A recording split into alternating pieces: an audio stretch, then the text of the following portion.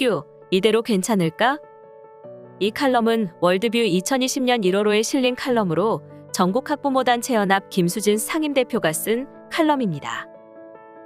5 아이를 양육하기에도 바쁘고 정신없는 삶. 아무것도 몰랐다면 그냥 그렇게 살 수 있는 인생이었는데 작금의 대한민국 현실이 평범한 가정주부의 밤잠을 설치게 한다. 대한민국은 지금 어느 곳을 둘러보아도 성한 곳이 한 군데도 없다. 여기저기 골마서 썩은 내가 진동하는 나라를 보며 하나님 앞에 엎드려 살려달라고 부르짖는 날이 많아졌다. 요즘 가장 가슴치며 고통을 느끼는 곳은 무너져가는 교육의 현장이다. 지금 우리 아이들의 학교가 무너지고 있다. 우리 아이들이 위태롭다. 최근 서울 관악구 인원고등학교에서는 일부 정교조 교사가 학생들에게 특정 정치 사상을 지속적으로 강요하여 큰 논란이 되고 있다. 교내 마라톤 대회에서 일부 정교조 교사가 강제로 학생들에게 반일 구호를 외치게 하고 이에 반발하는 학생들을 일배로 몰아세웠다. 또 박정희 대통령의 경제정책을 높이 사야 한다고 말한 학생에게까지 일배 운운하며 비난하는 등 교사로서의 정치적 중립을 지키지 못하고 편향적 사상을 강요하는 일들이 벌어졌다. 게다가 올해 초에는 학생들이 자율적으로 결성한 성평화 동아리가 페미니즘 사상과 맞지 않는다며 강제로 폐쇄하는 일까지 있었다. 이것이 비단 인원고등학교 한 곳의 문제이겠는가? 학부모도 모르는 사이에 지금껏 정교조 교사들에 의해 교육이 파괴되고 있었다. 정교조, 전국교직원 노동조합은 어떤 단체인가? 교원노조 운동의 맥을 이어 1989년 창립된 민주노총 산하의 교원 노동조합이다. 아이들을 가르치는 선생님이 노동자 총연맹 산하의 근로자라니 이들이 정교조를 처음 창립할 당시에는 학교 폭력 근절, 촌지 철폐, 참교육을 그럴듯한 명분으로 내세웠다. 그러나 민노총 소속임을 증명이라도 하듯 그들은 스스로 교사가 아닌 노동자임을 자처하였고 자신들의 이익을 위해 거리로 몰려나가는 집단행동도 서슴지 않았다. 학교로 돌아가 교육자의 본분을 지켜달라는 학부모들의 권유와 만류에도 아랑곳하지 않는 그들은 대한민국 교육의 암울한 현실이었다.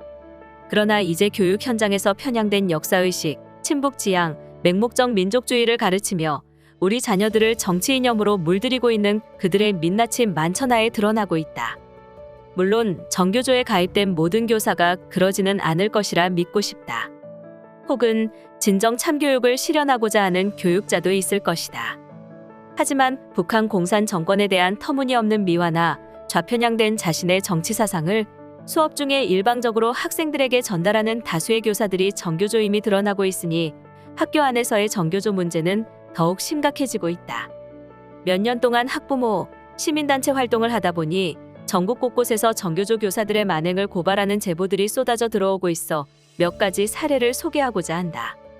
첫째, 초등학교 학생들에게 동성애가 정상적인 인권이라 가르치며 세월호 시체놀이를 시키는 교사. 둘째, 초등학교 4학년 학생들에게 미국이 대한민국에 돈을 많이 달라고 하니 미군은 철수해야 한다며 통일되면 미군한테 돈을 주지 않아도 되니 한국이 잘 살게 될 것이라고 가르치는 교사. 셋째, 초등학교 학생들에게 올 학기 초부터 유튜브 방송인 유시민의 알릴레오를 수업 시간에 시청하게 하고 학부모가 이에 항의하자 도리어 교사가 주도적으로 해당 학부모의 자녀를 왕따시키고 교사의 정교조 가입 여부를 확인하고자 하는 학부모의 요구를 명예훼손이라며 항의하는 교사. 넷째, 수업 시간에 조국이 법무부 장관이 되어 검찰을 개혁해야 한다고 가르치는 교사. 다섯째, 초등학교 아이들을 평화의 소녀상 수요 집회에 참여시키고 반일 구호를 외치게 하는 교사. 여섯째, 일본 불매 운동을 강요하며 일본에 대해 분노해야 한다고 선동하는 고등학교 교사. 일곱째, 박근혜 전 대통령에 관한 확인되지 않는 내용을 사실인 듯 수업 중에 이야기하는 교사. 여덟째, 광화문 시위 나가는 사람들은 모두 사이비 같다거나 아직도 박근혜를 지지하는 대구 시민들이 사이비 종교에 빠진 자들 같다고 가르치는 역사교사. 일일이 나열할 수도 없을 정도로 정교조 교사들에 의한 사상교육은 광범위하게 이루어지고 있다. 교육기본법 제6조 1항은 교육은 교육 본래의 목적에 따라 그 기능을 다하도록 운영되어야 하며 정치적 파당적 또는 개인적 편견을 전파하기 위한 방편으로 이용되어서는 아니 된다. 제14조 4항에서는 교원은 특정한 정당이나 정파를 지지하거나 반대하기 위하여 학생을 지도하거나 선동하여서는 아니 된다. 라고 명시하고 있다. 교사들은 정치적 중립을 지켜야 함이 법으로 정해져 있음에도 불구하고 지금 학교 현장에서는 정교조의 조직적인 정치사상 교육이 진행되고 있다.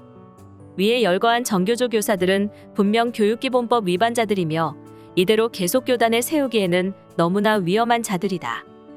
어느 교사는 자신은 정교조라 육체적 체벌을 가하지 않는다고 자랑스럽게 떠벌리지만 그들은 사실 아이들의 정신에 폭력을 가하고 있으니 더 위험할 수밖에 없다. 이런 제보들을 받을 때마다 가슴이 미어진다.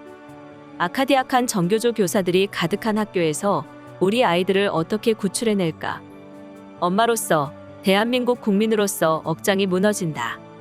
2015년 정교조 명단을 공개했던 일부 국회의원들에게 10억여 원을 배상하라는 판결이 있었다. 그러나 이제는 학부모의 이름으로 정교조 교사들의 명단을 당당히 요구해야 한다.